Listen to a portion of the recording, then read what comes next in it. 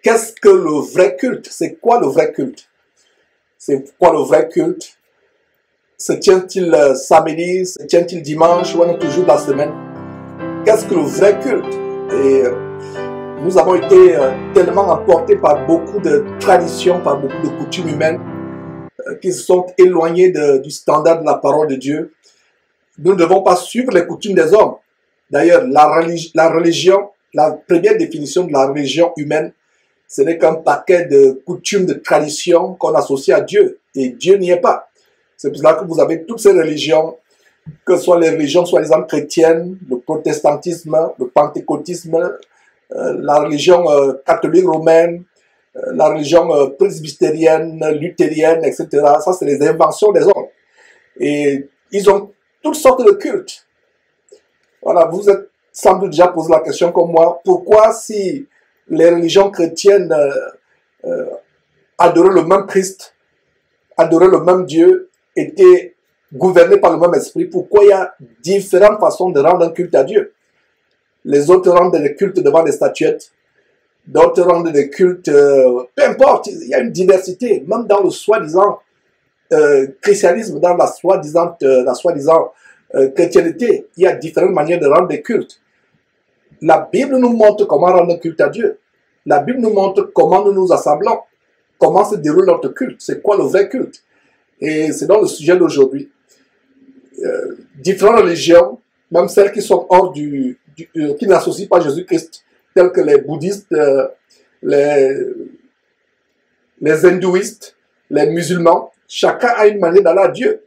Mais nous, avec la parole de Dieu, surtout le Nouveau Testament, parce qu'il y avait deux manières de rendre des cultes à Dieu. Et dans l'Ancien Testament, c'était avec le sang des animaux, toutes sortes de cérémonies, des ablutions, des choses qu'il fallait faire, l'association des huiles d'onction, l'association de l'encens dans l'Ancien Testament, des animaux qu'on devait immoler à l'autel. Et Christ nous a mené la nouvelle voie de comment nous l'adorons, de comment nous rendons nos cultes. Et ces réunions d'église comme aujourd'hui, bien de fois c'est le paganisme. Et comme je postais il y a quelques jours une carte avec deux pasteurs abominables que je dénonce, Marcelo Chinassi, Raoul Wafo, qui prient derrière des hôtels, derrière ce qu'ils appellent les lutrins ou des hôtels. Si un pasteur prie derrière un hôtel, ou fait un culte derrière un hôtel, prie entre guillemets, ou prêche entre guillemets derrière un hôtel, c'est une hérésie. Les hôtels dans l'Ancien Testament avaient deux significations, une signification satanique et une signification divine. Par rapport à la signification satanique des hôtels, c'était des endroits où les adorateurs des Astartés, des Baals et toutes sortes de divinités sataniques, c'est là où ils offraient des sacrifices aux démons. Ça, c'est la signification de l'autel. Vous avez des peuples aussi lointains que les Moab, les Édomites et autres, ou les Philistins, qui avaient des autels. Ils avaient des temples avec des autels. Ils avaient plusieurs temples avec des autels. Ça, c'était sur le plan, enfin, dans le côté de la signification satanique des autels. Ils faisaient des sacrifices aux démons. Aujourd'hui, nous n'avons plus des autels en tant que chrétiens. Et dans l'Ancien Testament, la signification divine des autels, c'était des endroits où on sacrifiait des animaux, où on immolait les animaux en holocauste. Et quand vous lisez holocauste ou entendez holocauste dans la Bible, c'est tout simplement le sacrifice. Donc les autels dans l'Ancien Testament, c'était des endroits où on répandait le sang des animaux en sacrifice à Dieu. Et ce sang servait aussi à la purification, à l'expiation ou purification des péchés. Et qu'est-ce qui se passe avec Jésus-Christ? Jésus-Christ, la Bible l'appelle l'agneau de Dieu qui ôte les péchés du monde. Cet agneau a été immolé une fois pour toutes. L'autel sur lequel l'agneau a été immolé s'est trouvé à Golgotha il y a 2000 ans, sur la croix. Voilà le seul autel des chrétiens. L'autel où Jésus-Christ a été immolé à Golgotha. Son sang a coulé goutte par goutte sur cette croix. Il a fait des œuvres sur cette croix. Son sang a coulé goutte par goutte pour nous purifier. Jésus-Christ a été immolé. L'agneau de Dieu a été immolé une fois pour toutes, terminé, terminé. Donc aujourd'hui, ces pasteurs qui prêchent derrière les autels, ces pasteurs qui ont la chair, qui les distingue à d'autres chrétiens, nous sommes tous frères. Il n'y a pas de place spéciale, il n'y a pas un trône derrière lequel un soi-disant pasteur va se tenir pendant les heures pour prêcher. Dans les assemblées de Dieu, les vraies assemblées, nous nous asseyons ensemble. Il n'y a pas une chorale où des gens sont là, spécialistes du chant, spécialistes des cantiques. Que dit la parole de Dieu en Corinthiens chapitre 14, verset 26, ou Colossiens chapitre 3, verset 16. Les uns ou les autres ont les cantiques, une révélation. Ce n'est pas le privilège ou la chasse gardée de quelqu'un de venir tous les jours chanter ou bien enseigner. Nous tous, quelqu'un a une révélation, il donne la révélation, frère, je suis inspiré à donner un témoignage qui pourra édifier. Vous vous levez, vous donnez ce témoignage. Telle sœur qui dit vraiment, est-ce que je peux donner aussi mon témoignage? On lui donne la permission de donner son témoignage.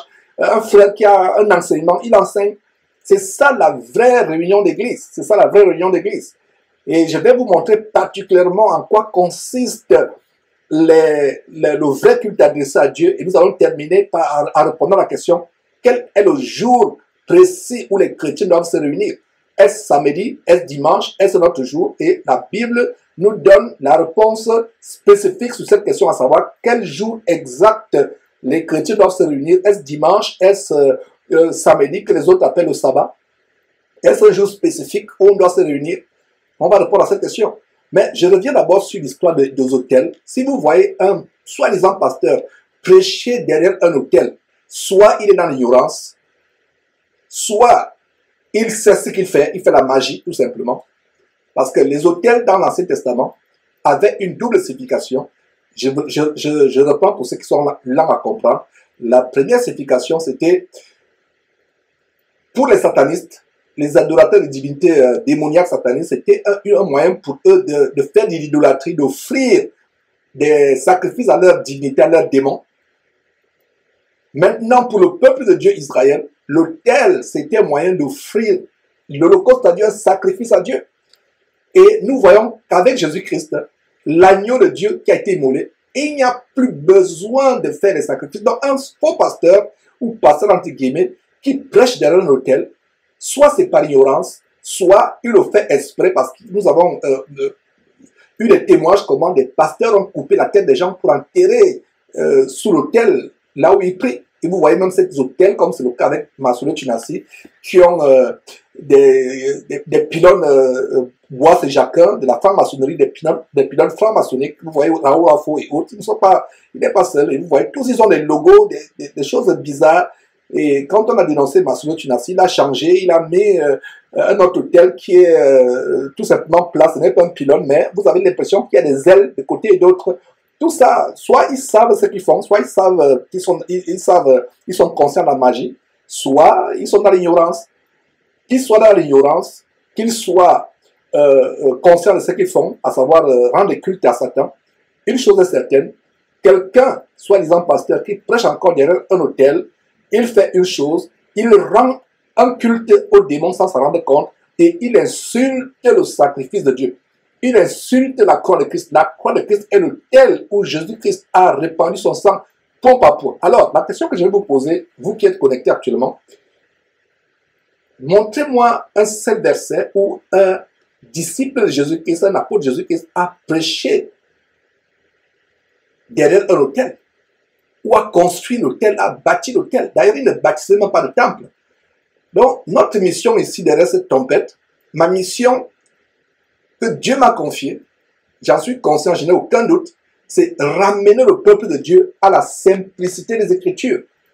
Ne vous livrez pas à tout ce qu'on vous dit, tout ce qu'on vous enseigne sans vérifier. Première question, vous voyez un faux pasteur, soi-disant pasteur, faire quelque chose. La première question que vous posez, où a-t-il vu cela dans la Bible? C'est écrit où? Il est milqué. Et bien de fois, les chrétiens se livrent au culte de Baal, au culte des démons, sans s'en rendre compte, parce qu'ils ne vérifient pas, ils ont la paresse de vérifier. Nous devons imiter les Béréens. En Actes chapitre 17, vous êtes fatigués de m'entendre dire ce verset. Beaucoup d'entre vous récitent même déjà ce verset par cœur à force de le répéter, mais vous ne l'appliquez pas. Ce verset qui dit en Actes chapitre 17, verset 11, que les Juifs de Bérée avaient la noblesse spirituelle, les sentiments plus nobles que ceux de Thessalonique. Pourtant, l'église de Thessalonique était la référence. Mais l'église de Bérée a dépassé en noblesse l'église de Thessalonique. Pourquoi? À cause d'une chose, ce que je vous dis tous les jours derrière cette trompette, ils examinaient chaque jour la parole de Dieu pour voir si ce qu'on leur enseignait était exact. Les manières de prier, les signes de croix, les mains jointes l'une l'autre, les chapelets, le signe de croix, etc. C'est des choses que beaucoup font sans s'en rendre compte, par ignorance, mais en le faisant par ignorance, il y a des conséquences spirituelles sérieuses. Ils se lient à des démons, ils ouvrent la porte de leur famille, la porte de leur corps, la porte de leur esprit, ils l'ouvrent grandement ouverte aux démons. Il y a des conséquences. Et le vrai culte, mes frères et sœurs, le vrai culte, c'est quoi le vrai culte? Il y a des gens qui disent, je vais dimanche à l'église, je vais dimanche. La Bible dit, 1 Corinthiens chapitre 3, verset 16, ne savez-vous pas que vous êtes le temple de Dieu? Nous sommes le temple de Dieu. Le temple. Quand Jésus-Christ a dit, détruisez ce temple, en 3 jours je le rebâtirai. Il parlait du temple, que non seulement son corps devait constituer après sa résurrection, mais aussi et surtout l'union, l'harmonie spirituelle entre Jésus et nous, étant le corps de Christ. Nous sommes le corps de Christ, Jésus est la tête de son église. Voilà le temple. Est-ce qu'il y a un endroit spécifique pour louer Dieu? Il n'y a pas d'endroit spécifique. Ça peut être à la cour, ça peut être dans une chambre, dans un bureau, dans un champ, sur une plage. Peu importe, pourvu qu'il y ait toutes les conditions de bienséance, d'harmonie et d'autres. Mais si vous voyez quelqu'un qui dédicace un temple, une chapelle, une cathédrale spécifique ou une synagogue, comme la synagogue de Tibi Joshua, cet abominable faux pasteur, qui est en train d'être dénoncé. Il y a une femme qui de plus en plus la dénonce, comment il a fait des abominations, même sur le plan sexuel, des choses terribles, mes frères et sœurs.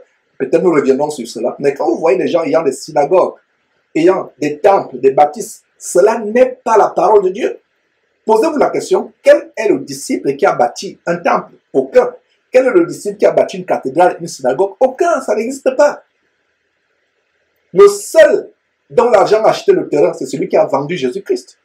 Donc ce n'est pas surprenant que ces faux pasteurs, vendant Jésus-Christ, prennent l'argent de la vente, achètent le terrain pour construire des temples. Et vous allez me demander, Georges, comment vendent-ils Jésus-Christ? Jésus-Christ, en Apocalypse chapitre 19, verset 13, il a dit que son nom, c'est la parole de Dieu. Donc si quelqu'un commence à vendre les cours bibliques, soi-disant bibliques, à vendre les baptêmes, à vendre les séminaires, faire payer l'entrée à cela, et ils vous exploitent, ils vous ruinent. Et avec cet argent, qu'est-ce qu'ils font? Ils construisent des temples, ils achètent des terrains. Ce n'est pas la volonté de Dieu d'avoir un endroit qu'on appelle l'église.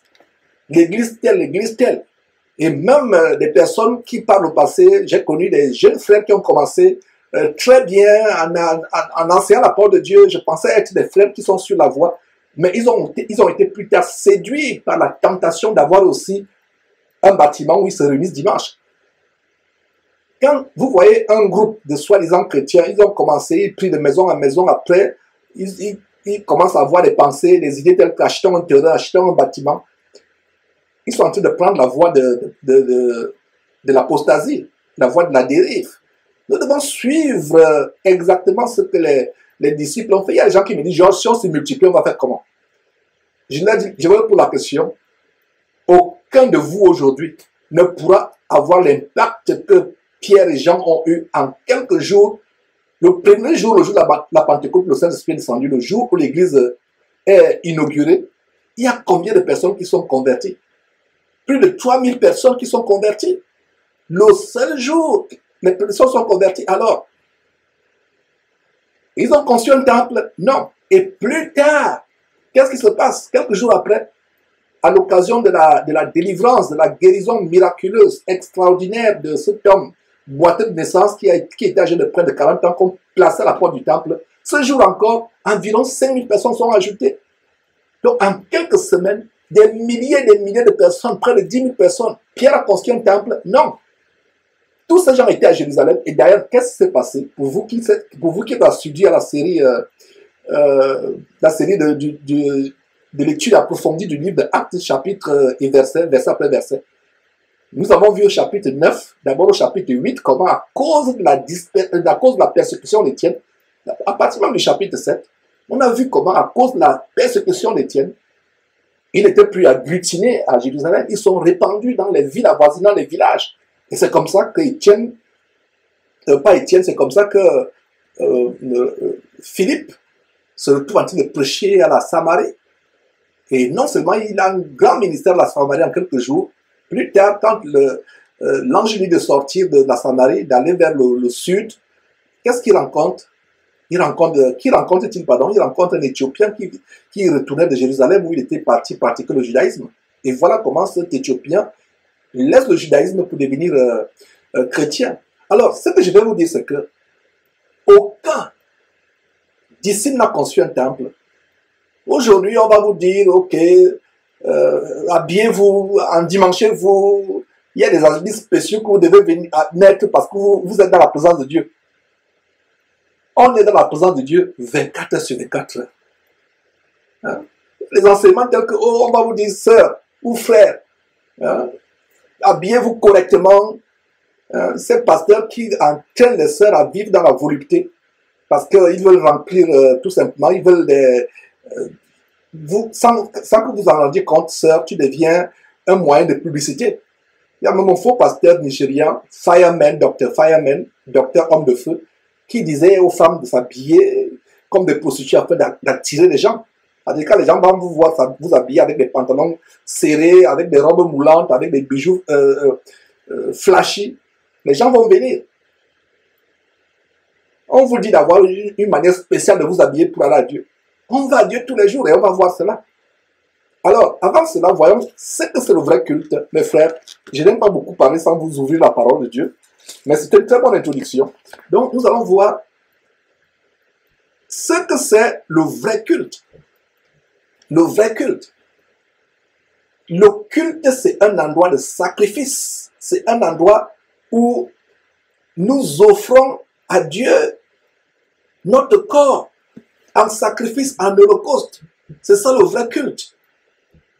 Il ne s'agit pas d'aller à un endroit dimanche pour dire que je vais à l'église faire quoi que ce soit. Nous sommes l'église. Et l'église se réunit de maison à maison. De maison à maison. Donc, regardez mes frères et sœurs. Romains chapitre 1, c'est juste après le livre de Actes. Je vais dire chapitre 1, non, c'est pas le chapitre 1, chapitre 12 plutôt. Romains chapitre 12. Très grand verset. Lisons ensemble ce verset. C'est un verset que vous qui êtes assidus à ces enseignements, vous connaissez déjà. Certains d'entre vous mémorisent même déjà. Romains chapitre 12. Ce grand verset dit quoi? Romains chapitre 12. Le Saint-Esprit parlant par l'entremise de l'apôtre Paul écrit ceci, dit ceci, pardon, Paul écrit, inspiré par le Saint-Esprit. Romains chapitre 12, verset 1. Je vous exhorte. C'est Paul qui écrit, mais en fait c'est le Saint-Esprit qui nous exhorte derrière Paul.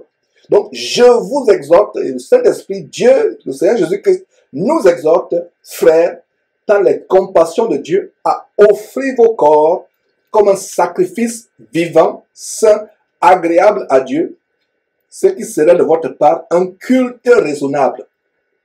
Voilà le culte. Cette expression que je vais au culte dimanche, non, vous n'avez pas compris. À partir de ce verset, vous comprenez ce que c'est un culte. Votre culte, ce n'est pas un dimanche. Je pense que si vous êtes tellement intelligent et vous avez le discernement, vous avez déjà compris. Vous avez déjà aussi eu la réponse à la question, est-ce qu'on doit se réunir dimanche ou samedi ou un jour particulier? Mais on reviendra sur cela. Un culte à Dieu, c'est tous les jours, 24 heures sur 24 heures. 24 heures sur 24 heures, on vous dit, habillez-vous correctement pour aller à l'église. Oh, sœur, habillez-vous convenablement, n'allez pas devant Dieu étant un haillon, etc. Non, on est devant Dieu tous les jours. Même dans le secret de ta chambre, il n'y a pas un moment spécifique d'être devant Dieu.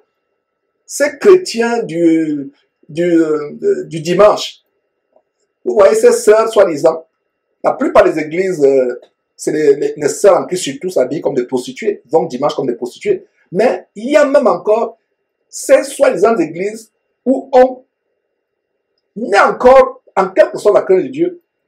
On encourage les sœurs à venir de manière décente, longue jupe, bien habillée. Mais dès qu'elle sort de là, elle reprend ses tenues de prostituée.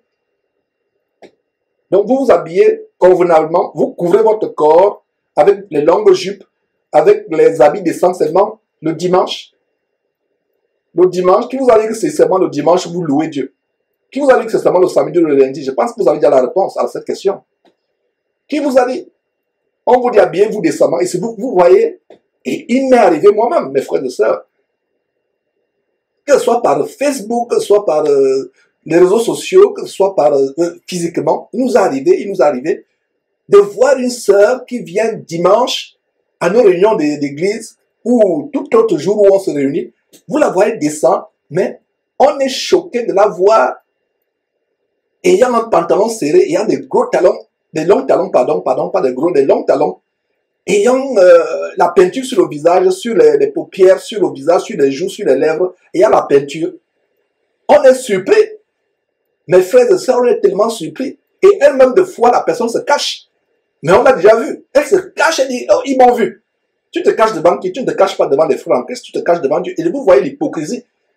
Vous vous habillez correctement parce que vous allez soi-disant dimanche, parce qu'on va vous dire, devant Dieu, vous habillez convenablement. Et les autres jours, donc le dimanche, votre jour de réunion, vous vous habillez convenablement.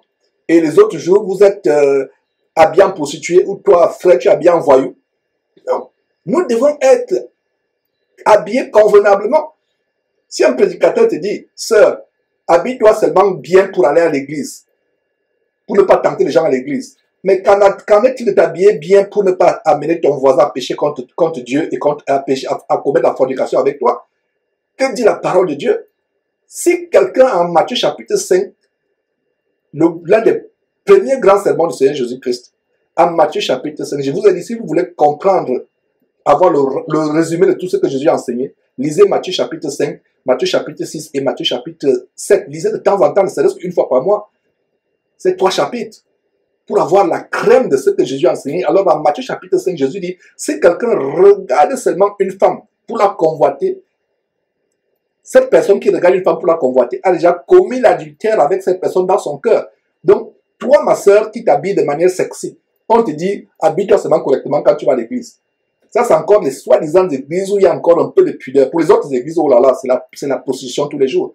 Mais les autres églises où on a quand même un peu la crainte de Dieu, où on fait semblant de craindre Dieu, on va vous dire, habillez-vous seulement, vous n'avez pas besoin d'être habillé modestement, convenablement. Habillez-vous seulement quand vous venez devant la présence de Dieu. Devant la présence de Dieu, vous êtes bien habillé, n'est-ce pas? Ça, c'est le paraître. Ça, c'est l'hypocrisie, vous vous moquez de Dieu. Et quand vous sortez de là, qu'est-ce qui se passe? Vous reprenez vos tenues de prostituée, vous reprenez vos bling-bling, vos peintures que vous mettez sur le visage, et qu'est-ce qui se passe? Le voisin qui te voit, le collègue de travail, ou le camarade de classe ou d'université, de collège qui te voit, qui sera séduit par ta mise de prostituée. Inconsciemment, voilà comment tu es en train de fouler de personnes en enfer et tu vas dimanche de manière modeste. Comme ce baptême que nous avons dénoncé à la porte ouverte pour l'enfer de Mulhouse. Il parle de la porte ouverte de Mulhouse, cette église abominable, mais que j'appelle la porte ouverte pour l'enfer. Un documentaire de la télévision française que nous avons relayé derrière Jésus-Christ TV. Une jeune femme qui va à l'église en pantalon serré, le t-shirt montre le nombril, le ventre ouvert, pour le jour de son baptême. Regardez comment elle va se baptiser. Pantalon serré, nombril, le nombril dehors, le ventre dehors, va se baptiser. On lui met une robe blanche. Elle va dans une salle, elle enlève son attirail, son accoutrement, ses engoncements de prostituée. Et on lui donne une robe blanche et on la baptise. Elle est là comme un ange. Elle est là innocente, pieuse, on la baptise. Et quand le baptême finit, elle reprend dans la chambre, elle remet son pantalon serré, elle remet sa robe. Est-ce que vous voyez à quel point nous sommes arrivés? Restons un peu sur ce verset. Lisons encore ce verset. Romains chapitre 12, verset 1. Je vous exhorte, frères, par les compassions, regardez, par les compassions de Dieu. Paul supplie les frères, il supplie les frères romains, dit, s'il vous plaît, frères, s'il vous plaît, et si vous lisez Romains chapitre 1, comment l'église de Rome était gangrenée par l'homosexualité. Gangrenée par l'homosexualité. Il y avait des gens qui n'étaient pas véritablement convertis qui venaient toujours avec leur pulsion homosexuelle et autres. Donc l'église de Rome avait un problème sérieux et regardez comment Paul les supplie, Romains chapitre 12, verset 1. Je vous en supplie, je vous exhorte, exhorter c'est encourager. Je vous en supplie, frères, par les compassions de Dieu, Dieu est compatissant, lent à la colère, il est lent avec nous pour que nous changions. Je vous en supplie à offrir vos corps, pas vos cœurs. Les gens qui disent que Dieu ne regarde pas le cœur, Dieu ne regarde pas le corps, pardon, ils disent Dieu ne regarde pas le corps, il regarde seulement le cœur. Regardez ce verset. Ce verset dit cœur, offrez vos cœurs, à offrir vos corps, corps, C-O-R-P-S, à offrir vos corps à Dieu comme un sacrifice vivant, saint, agréable, ce qui sera de vous, ce qui sera de votre part un culte. Regardez le culte.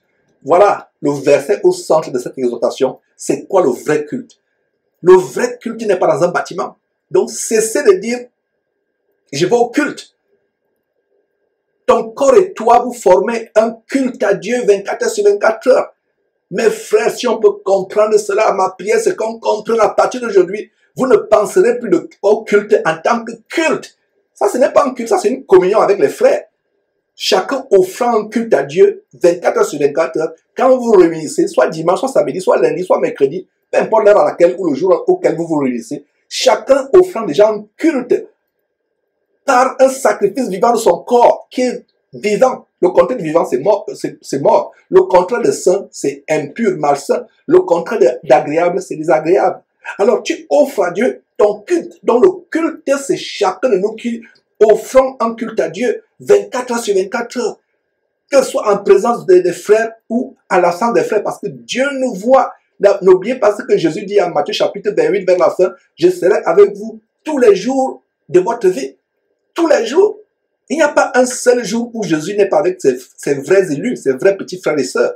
Il n'y a pas un jour. Si Jésus a dit en Matthieu chapitre 28, je serai avec vous tous les jours de la vie. Tous les jours. Donc, vous prenez un jour de culte, soi-disant, alors Jésus dit qu'il est avec vous tous les jours. Donc, le jour où vous allez au culte, là, vous allez rencontrer Jésus, n'est-ce pas?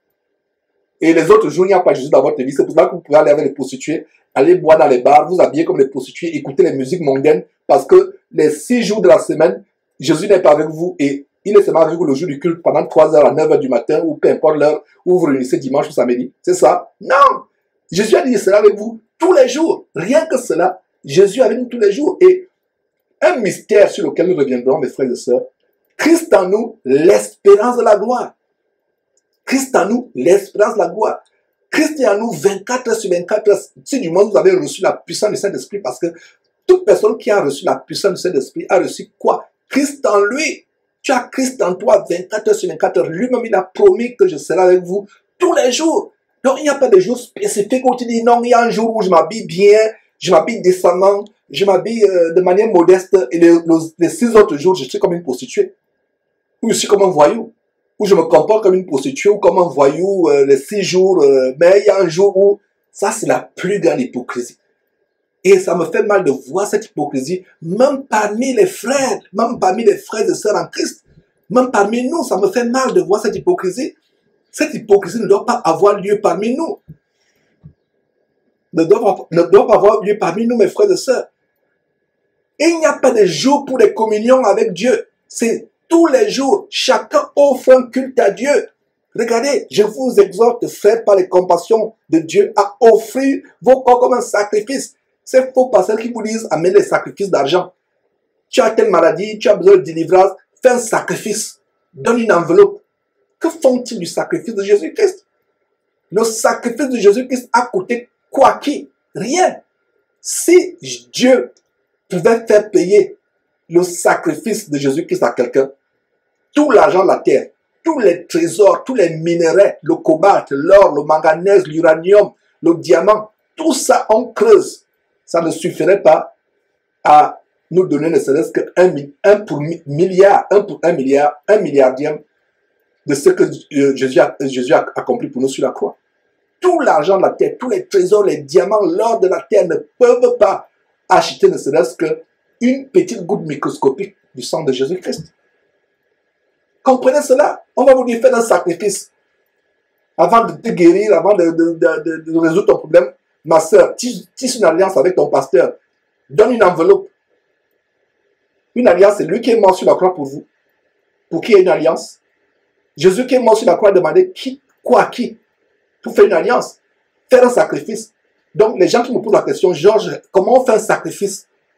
Comment on fait un sacrifice? Voilà. Offrir à Dieu vos corps. Comme un sacrifice. Un sacrifice n'est pas aisé. Un sacrifice fait mal. Un sacrifice, c'est ce que vous offrez avec peine et douleur. Jésus-Christ a enduré le sacrifice suprême. Ces grosses pointes qui transperçaient les pieds et la paume des mains. Cette couronne d'épines qu'on a creusée, qu'on enfonçait, qui lacérait ses tempes, ses veines. Ce fouet en cuir, en laine de cuir, avec des terminaisons, des crochets en acier bien limés. Un coup de fouet faisait arracher la peau et la chair. On l'a fouetté jusqu'aux os. Voilà le sacrifice, c'est pénible. Et c'est comme cela ne suffisait pas. Il est pendu pendant des heures au bois. Chaque ligament se déchire, chaque ligament. Et qu'est-ce que Dieu nous demande en retour comme culte agréable? Voilà le vrai culte. Dieu nous demande d'offrir nos corps. Ça fait mal. Ça fait mal à un moment où tu renonces à la pornographie à laquelle tu te plaisais. Tu renonces à l'ivrognerie, à la gloutonnerie. Tu renonces aux choses que tu aimes. Tu renonces. À un moment, ça fait mal. Du moins, pour ceux qui sont encore charnels. Jésus n'a-t-il pas dit, si ton bras droit est pour toi une occasion de chute, coupe-le et jette-le loin de toi.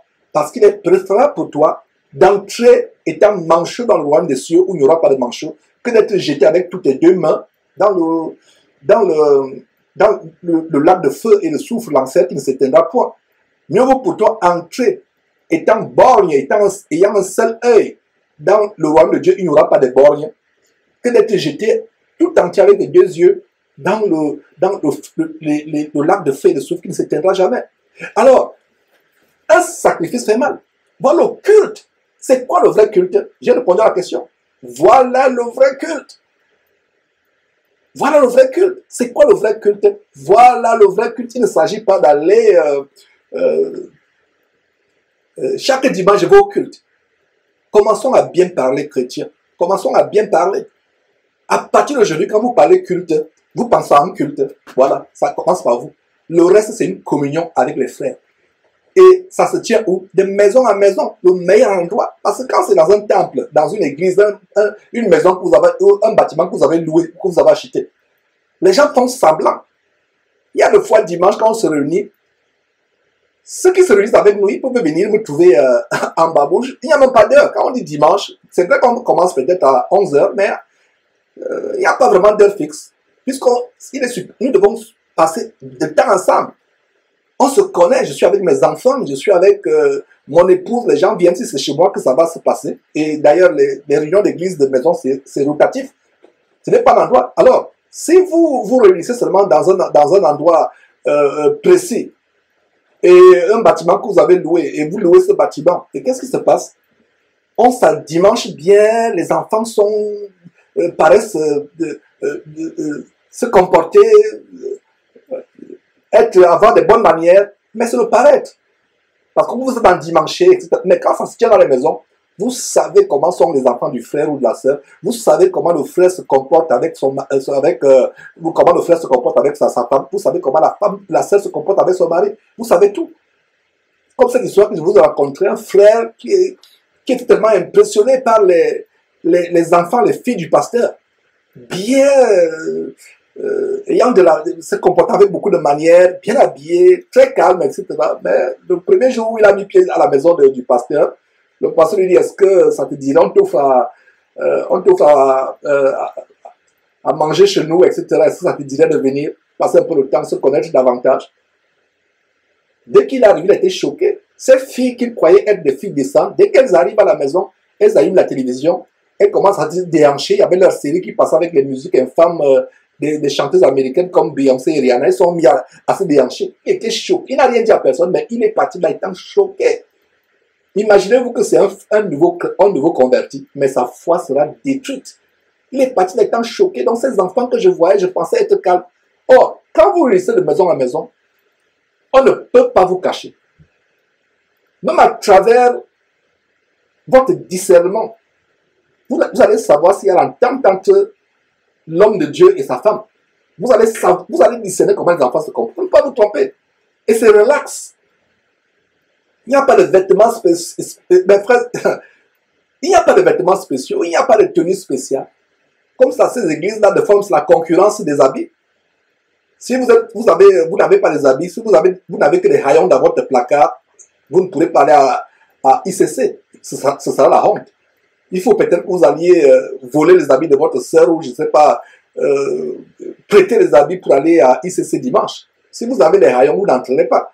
Et ça fait le complexe. Les gens ne vont plus pour Dieu, les gens vont pour se faire voir, pour faire voir leur tissage qui vient des cheveux sacrifiés au démon en Inde, pour faire voir leur dernier jean destroyer qui vient de sortir, etc. Pour voir la dernière chaussure dans le talon qui fait ravage. C'est la mondanité.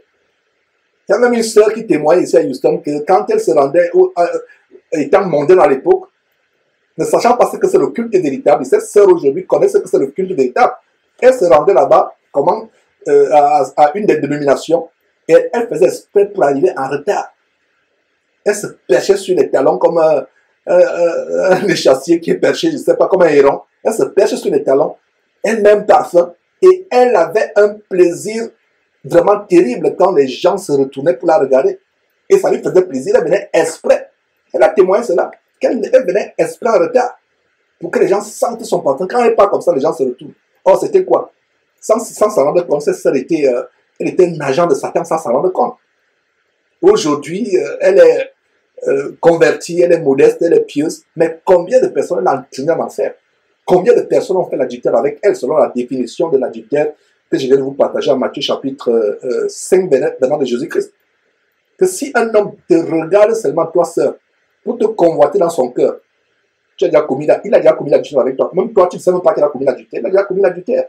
Donc, que ce soit sur Internet, vous qui postez encore vos photos langoureuses sur Internet, vos profils, il y a des sœurs, quand elles me contactent sur WhatsApp ou sur Facebook, il y a plusieurs à qui je dis, sœur, est-ce que ça te dérangerait de changer cette photo de profil? Et s'il dit à une sœur de changer sa photo de profil, c'est parce que vraiment, elle est insolemment voluptueuse et frivole. Ça ne sied même pas à une sœur d'avoir une telle photo. Donc, on peut vous convoiter soit par Internet. Vous qui postez encore vos photos personnelles sur Internet, on peut vous convoiter. Même pas besoin de poster ces choses privées sur Internet. Et si vous vous entêtez à poster vos photos sur Internet, postez au moins des photos décentes. Donc, faites attention, le culte, regardez mes frères et sœurs. Le but de cet enseignement, c'est qu'à partir d'aujourd'hui, quand on parle de culte, ne pensez plus jamais aller au culte dimanche. Le culte, donnez-moi un autre verset où on vous dit culte, c'est quoi? Il y aura les exhibitions, les gens vont faire des danses prophétiques. Mes frères et sœurs, ça c'est le théâtre. C'est le théâtre. La plupart de ces soins dans les églises se sont transformés en des salles de théâtre, c'est des salles de cirque. Il y aura la séance de danse prophétique. Après la séance de prophétique, il y aura une performance du pianiste là qui va jouer ou du batteur. Il y aura maintenant la chorale qui va s'exhiber. Il y aura ceci, cela. Il y aura maintenant les gens qui vont défiler avec les offrandes pour venir déposer. C'est le cirque.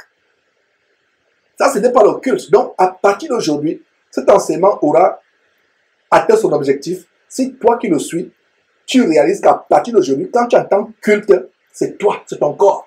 Je relis ce verset, mes frères et sœurs. C'est un verset que j'ai toujours cité, mais aujourd'hui, j'ai eu à cœur vraiment, par la grâce de Dieu, d'amplifier ce verset. Romains chapitre 12, verset 1.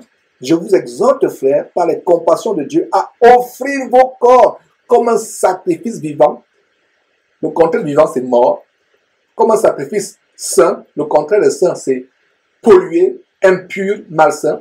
Comme un sacrifice agréable à Dieu. Le contraire d'agréable, c'est désagréable à Dieu. Donc, si tu n'offres pas ton corps de cette manière, tu es désagréable à Dieu. Tu es désagréable. Tu vas élever tes mains comme il est dit dans Isaïe, je crois, chapitre 1, si je ne me trompe pas, verset 15. Vous élevez vos mains, je ne vous réponds pas parce que vos mains sont pleines de sang. Vous élevez les mains, je ne réponds pas. Dieu ne peut pas répondre. Dieu n'exauce pas les pécheurs. Donc vous allez au culte, faire semblant. Toute la semaine, vous vivez comme une prostituée. Toute la semaine, vous vivez comme un voyou.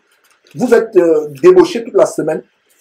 Vous allez vous moquer de qui dimanche? On ne se moque pas de Dieu. Vous allez dimanche là pour faire le paraître. Vous ne vous moquez pas de Dieu, vous vous moquez de vous-même. Dieu ne vous écoute pas. Ces femmes, dimanche, elles lèvent les mains avec des ongles qui les font ressembler à des tigresses, etc. Le vernis sur les ongles, vous ouvrez. Vraiment, vous avez le culot. Vous prenez Dieu pour qui? Pour votre enfant. Vous allez au dimanche, vous levez les mains. Les mains ont les vernis. Dieu vous a créé avec les vernis. Pour lever les mains à Dieu avec les vernis. Dieu vous a créé avec cela. Pas du tout. Effectivement, il disait Ésaïe chapitre 1, verset 15. Notez ce verset. Quand vous étendez vos mains, je détourne de vous mes yeux. Quand vous multipliez les prières, je ne vous écoute pas. Les mains qui ont fait la masturbation la veille, les mains qui ont été posées sur les prostituées la veille, tu viens les élever au culte dimanche, Dieu ne t'écoute pas. Tu as le vernis aux ongles, tu as les cils là maintenant, les cils s'allongent comme ça et remontent comme cela, les cils. Quand tu vois les yeux comme ça, c'est pour faire quoi? C'est pour faire des clins d'œil à Dieu. Tu te moques de toi-même. Laissez ces choses. Recherchez la sanctification. C'est le culte de notre corps. Le corps est important, c'est le culte. Est-ce que vous saviez que c'est ça le culte? Ce n'est pas dimanche. C'est ça le culte. Voilà le vrai culte. Voilà le vrai culte. Vous élevez les mains souillées, les mains d'abomination, les mains qui ont touché les choses impures. Vous venez les élever dimanche matin. Vous étiez en boîte de nuit samedi, vous venez avec les mains, vous élevez les mains. Ne vous moquez pas de Dieu. Vous vous moquez de vous-même. Voilà le vrai culte. Ce n'est pas aller dans une assemblée. Cette assemblée est remplie de débauchés. On vous dit, venez, habillez-vous, normalement, respectez la présence de Dieu dimanche. La présence de Dieu, c'est tous les jours. Dieu est avec nous 24 heures sur 24 heures. Ésaïe chapitre 1, verset 15, quand vous étendez vos mains, je ne fais pas quoi? Je fais quoi? Je détourne de vous mes yeux. Quand vous multipliez vos prières, je n'écoute pas. Et ces gens qui sont dans le péché, qui pêchent tout le temps, ils sont tellement zélés quand il faut prier.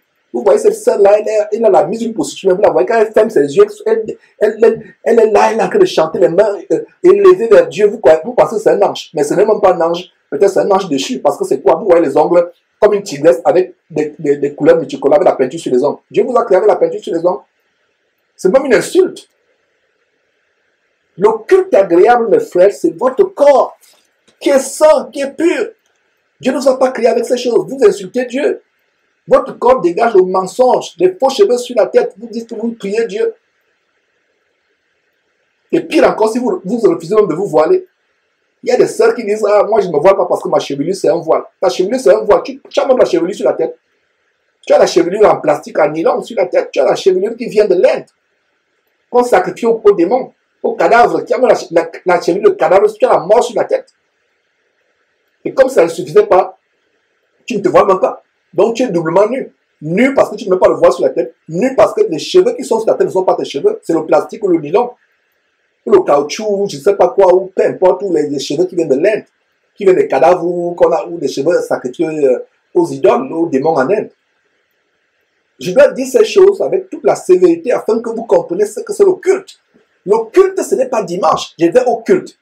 Tu vas à quel culte? Montre-moi un verset, on a montré un apôtre ou un disciple de Jésus ou peu importe qui va en culte. Le culte, c'est avec ton corps, avec ton esprit, individuellement. Maintenant, quand tu te retrouves un jour de la semaine avec les frères, c'est la communion fraternelle. Allez lire encore, allez encore suivre l'étude de Actes chapitre 1 et 2.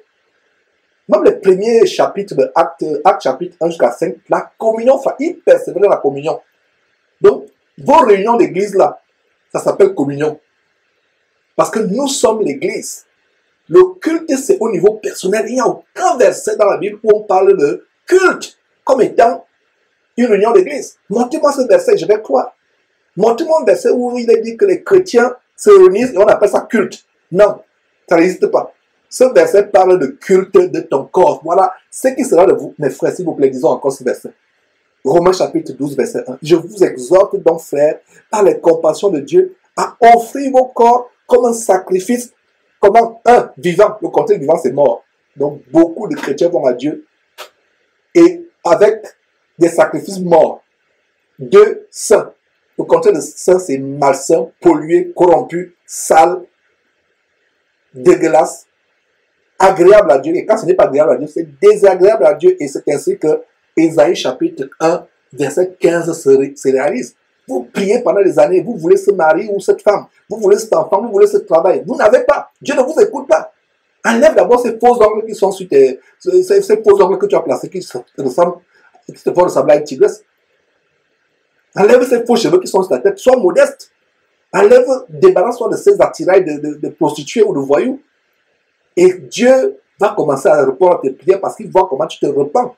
Tu veux te rebeller contre Dieu et tu veux que Dieu exauce tes prières, ce n'est pas Dieu qui va t'exaucer. Et même si tu es exaucé, c'est Satan qui va t'exaucer. Comme cette femme qui dit, moi je ne me couvre pas la tête, moi j'ai la mise de prostituée, Dieu m'exauce tous les jours. J'ai dit, tu sais quel Dieu t'exauce? Satan veut t'amener à rester dans l'ignorance, te donner tout ce que tu veux sur terre pour que tu passes l'éternité en enfer.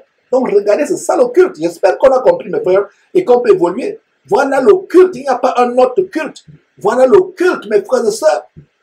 Voilà c'est ça le culte. Il n'y a pas d'autre culte, pardon, il n'y a pas d'autre culte. Voilà le seul culte. Et maintenant, quand on se réunit avec les autres frères pour chanter, pour écouter l'enseignement, on appelle ça la communion fraternelle. Et c'est pendant la communion fraternelle qu'il y a des enseignements qu'on écoute. Il y a les cantiques, les uns et les autres ont les cantiques. Notez Colossiens chapitre 3, verset 16, ou 1 Corinthiens chapitre 14, verset 26. Les uns et les autres. Et il y a un autre verset, mes frères et sœurs, dans Hébreux chapitre 13, verset 15, qui va dans le même sens que Romains chapitre 12, verset 1, qui dit quoi? Hébreux chapitre 13, verset 15, qui dit quoi? Par lui, c'est-à-dire par Jésus-Christ, offrons sans cesse à Dieu un sacrifice de louange, c'est-à-dire le fruit des lèvres qui confessent son nom. Voilà notre verset, un bon verset aussi. Et 1 Pierre chapitre 2, 1 Pierre chapitre 2, verset 5, qui dit quoi? 1 Pierre chapitre 2, verset 5. Et vous-même, c'est-à-dire toi ma soeur, toi mon frère, vous, frères et sœurs en Christ, et vous-même, 1 Pierre chapitre 2, verset 5, et vous-même, comme des pierres vivantes. Donc, qui sont les pierres vivantes? Nous. C'est nous. Au lieu de considérer que l'église c'est les pierres vivantes, vous considérez que c'est le bâtiment que vous avez loué ou je vais à l'église. La Bible dit ici, nous sommes les pierres vivantes. Édifiez-vous pour former une maison spirituelle. La maison spirituelle, c'est nous. La maison de Dieu, c'est nous. Un saint sacerdoce afin d'offrir des victimes spirituelles agréables à Dieu par Jésus-Christ. Est-ce que c'est compliqué, mes frères et sœurs? Est-ce que c'est compliqué? Pourquoi vous ne voulez pas vous attacher à la simplicité de l'évangile? Voilà. Et vous-même, comme des pierres vivantes, édifiez-vous pour former une maison spirituelle. Et les pierres vivantes, c'est qui? C'est les saints, c'est les chrétiens qui marchent dans la sanctification, les élus de Christ. Édifiez-vous pour former une maison spirituelle. C'est nous, vous et moi. Si nous sommes dans une même ville, dans un même quartier, c'est nous la maison spirituelle. Chacun rendant un culte à Dieu. Et maintenant, je pense que vous avez déjà eu la question, est-ce qu'il y a un jour spécifique pour se réunir? Est-ce que c'est samedi? Est-ce que c'est dimanche? La Bible dit quoi en 1 Thessaloniciens chapitre 5, verset 16, verset 17, pardon. Priez sans cesse. Est-ce qu'il y a un jour seulement pour prier? Ce serait mieux si les chrétiens pouvaient se réunir tous les jours. La Bible dit que, et d'ailleurs on a vu ça dans l'étude des premiers chapitres de Actes, comment ils étaient tous les jours ensemble. Tous les jours ensemble. Il n'y a pas de jour spécifique pour prier. Vous consacrez, regardez comment Satan a consacré certains jours. Dimanche en anglais c'est quoi? Sunday. Et Sunday c'est quoi? Sun, le soleil, et day, le jour. Le jour du soleil. Vous pensez que le jour d'adorer Dieu, de communier, d'aller rendre un culte, d'ailleurs on a vu ce que c'est le culte, votre culte entre guillemets, un culte luciférien qui n'a rien à voir avec le culte de Dieu. On a bien de voir le culte de Dieu en Romains chapitre 12, verset 1. Vous allez au culte dimanche. Quel culte? Si vous pensez que c'est seulement dimanche que vous devez louer Dieu, ce n'est pas Dieu que vous louez. Sunday, Sunday. Sun, c'est le soleil. Sun en anglais, c'est le soleil en français. Day, c'est le jour. Sunday, c'est le jour du soleil. Le jour du soleil. Donc, c'est le Dieu soleil des Égyptiens, des satanistes, tout francs-maçons et autres Illuminati, le Dieu soleil que vous allez adorer.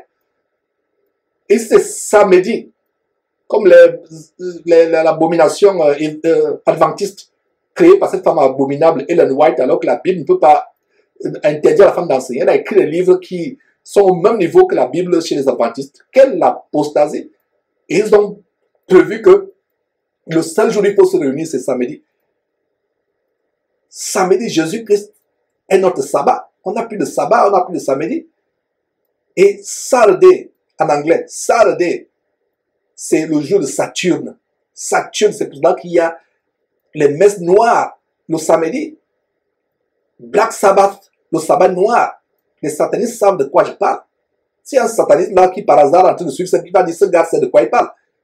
La plupart des grands sacrifices se passent souvent samedi. Vous pensez que c'est par hasard que c'est samedi où il y a les grands concerts, qu'il y a les grands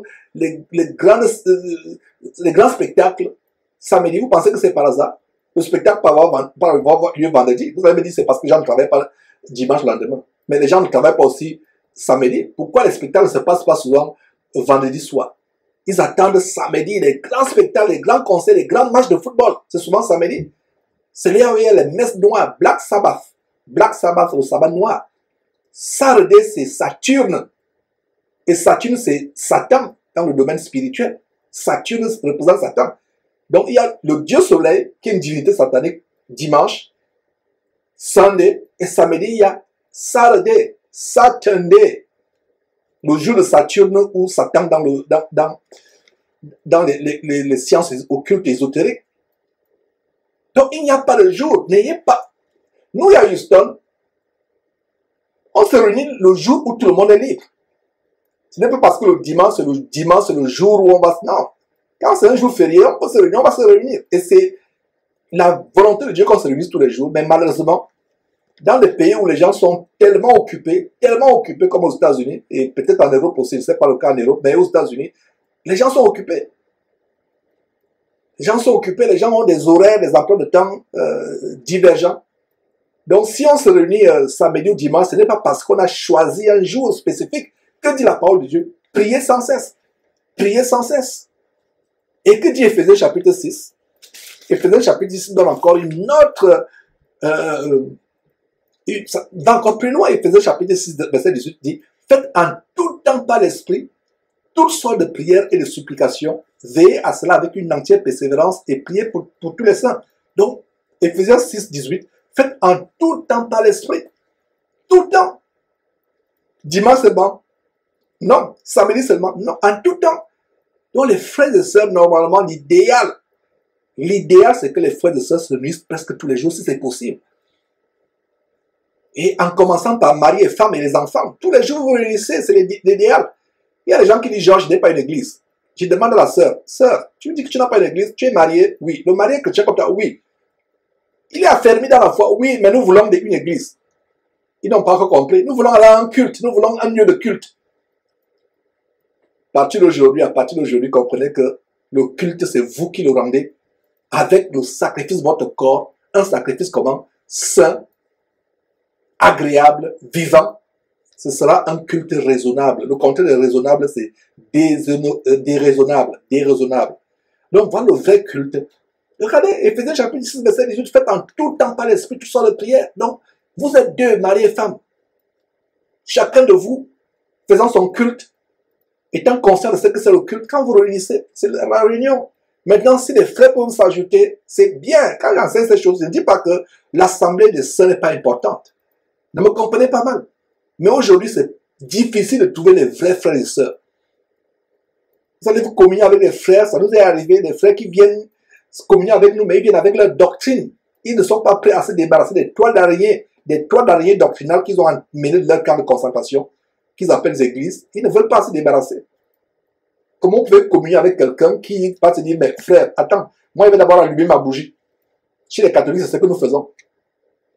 Ou alors tu vas te réunir avec un moment, il va dire, frère, c'est bien, on a lu Galates chapitre 3, mais je vais aussi prendre le livre des Mormons.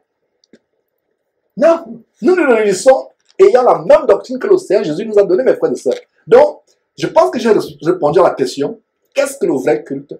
Le vrai culte, c'est Romains chapitre 12, verset 1, notre corps, un sacrifice tous les jours. Ça ne se passe pas seulement quand on va un jour spécifique, soit dimanche, soit samedi, ce sera vraiment l'hypocrisie, le mensonge. On ne ment pas Dieu, on ne trompe pas Dieu. Et est-ce qu'il y a un jour spécifique pour prier? Non, tous les jours. Si c'est samedi que vous êtes disponible, priez samedi. Si c'est dimanche, priez samedi, dimanche. Si c'est lundi, priez lundi. Si c'est même tous les jours, c'est merveilleux. Mais il y a des gens dans leur tête, ils disent le jour du Seigneur. Regardez, il y avait des émissions en Afrique à l'époque, plusieurs années, je ne sais pas si ça existe encore, à la télévision gabonaise ou camerounaise, je ne sais pas dans quel pays exactement.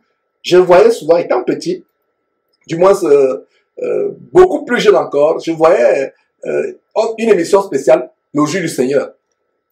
Et aujourd'hui, on dit le jour du Seigneur, c'est dimanche. D'autres disent c'est samedi. Non! La Bible nous montre que le jour du Seigneur, c'est le jour où Jésus viendra juger le monde avec colère, où le monde va payer toute sa désobéissance, toute sa rébellion. C'est ça le jour de vengeance. C'est ça. Même Isaïe a parlé de ce jour du Seigneur. Même Jésus, quand il entre dans le temple, on lui donne la parole, il l'ouvre. Il est venu pour prononcer une année de grâce.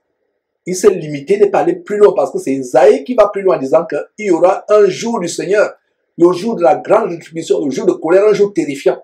Mais aujourd'hui, on vous dit le jour du Seigneur, c'est samedi. Qui vous a dit? Montrez-moi un verset qui vous dit que le jour du Seigneur, c'est samedi. S'il y a un verset qui vous dit que le jour du Seigneur, c'est samedi, donc ça contredit ce qu'on vient de lire en Éphésiens chapitre 6, verset 18, qui dit, faites en tout temps. Le temps, c'est quoi? Tout temps. Lundi, mardi, mercredi, jeudi, tout le temps, tout le temps, tout le temps. Il n'y a pas d'heure spécifique de prière. Il n'y a pas de jour spécifique. Faites en tout temps. Donc, ceux qui vous disent que le jour du Seigneur, c'est samedi, le jour du Seigneur, c'est dimanche ou mardi, peu importe. Et beaucoup pensaient que je devais répondre à la question, à savoir, quel jour doit-on prier? Je devais donner un jour spécifique. Vous êtes déçus. Parce que la Bible ne nous donne pas le jour spécifique. La Bible dit, faites en tout temps. Tous les jours sont semblables devant Dieu. Tous les jours sont semblables.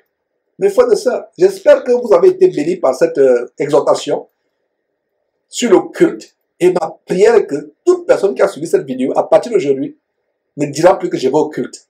Comprendra que c'est toi le culte, mes frères et sœurs. C'était un plaisir de montrer ces choses. Plaise à Dieu, on reviendra demain avec un autre sujet selon que le Seigneur nous en inspirera. Bye bye.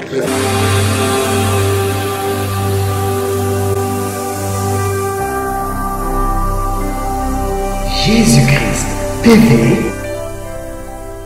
vous connaîtrez la vérité et la vérité vous affranchira.